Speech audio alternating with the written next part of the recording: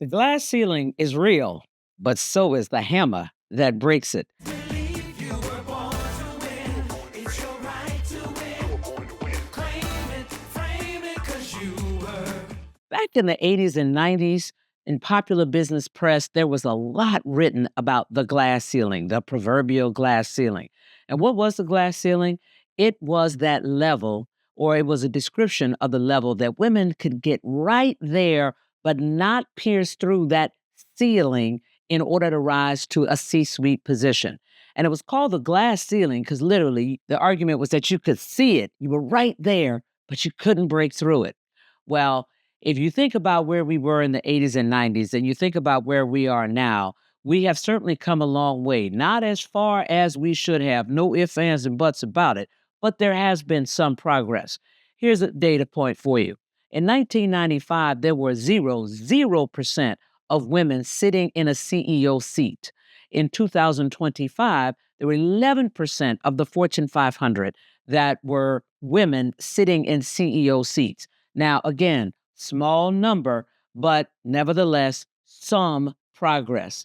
So, what does it take really to break that glass ceiling?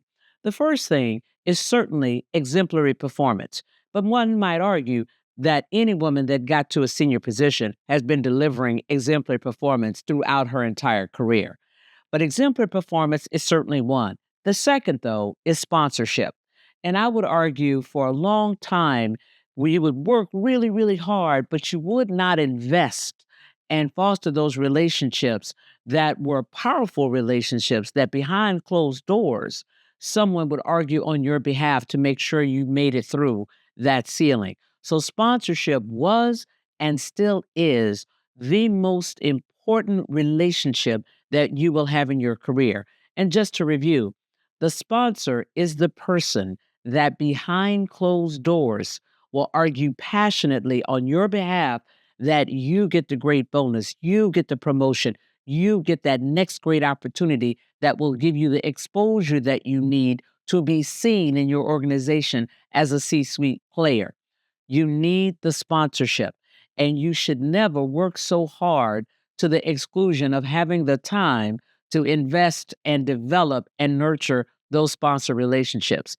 The third thing that it takes is exposure. You need the kind of assignments that will give you enterprise wide exposure so that people can see that you're smart.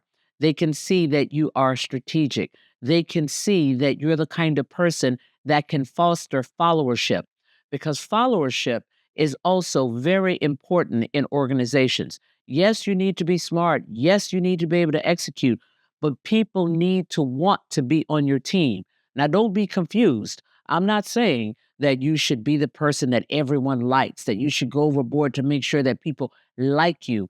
I'm telling you to foster followership, which means you're the kind of person that people want to work for. Why would people want to work for you? Because you see them. You demonstrate that you value their collaboration. You're a very good player coach. You are liberal with the attaboys and the attagirls. And we can talk about fostering fellowship on another video. The next thing that you need exposure to the board of directors because when people are ascending to C-suite positions, usually the CEO is talking about that talent well before that ascension happens. And generally, the board wants to have some exposure to some of those players because these will be the people that will be taking the organization into its next 5 years, its next decade. So you want to make sure that you get the exposure, the experience, the kind of assignments that will also get you some kind of exposure to the board. And then lastly, I'm going to tell you, you need to be very clear that you want it, that you're playing for that C suite position. Why? Because if the organization doesn't see you in that capacity, they will tell you sooner rather than later, and from which you can make the appropriate decisions. But people need to know that you want that you're working hard for it, and that you will make an outstanding contribution in that seat. Those five things together will give you that hammer that you need to crack that ceiling. Go get them.